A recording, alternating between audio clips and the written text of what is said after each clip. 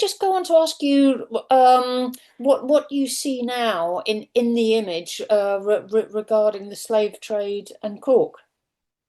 Yes, this was another sort of attempt at excavating the image to look for hidden narratives that are not well acknowledged. So, going back to the histories that I was talking about previously about Cork being the centre for beef and butter production, but most especially salted beef.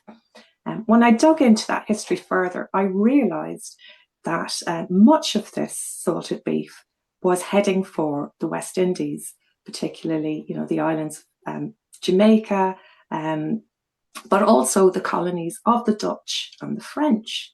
And the more I looked into these histories, I realised that predominantly these foodstuffs, especially the salted beef, was being used to feed enslaved people on these islands. And the reason for that being was that the monoculture of sugar production was seen as the most important thing to focus land for within the islands in the West Indies.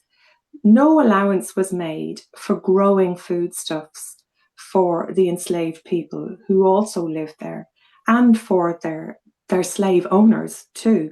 Um, so much of the food that was eaten on these islands was actually imported, and the vast majority of it was coming from Cork.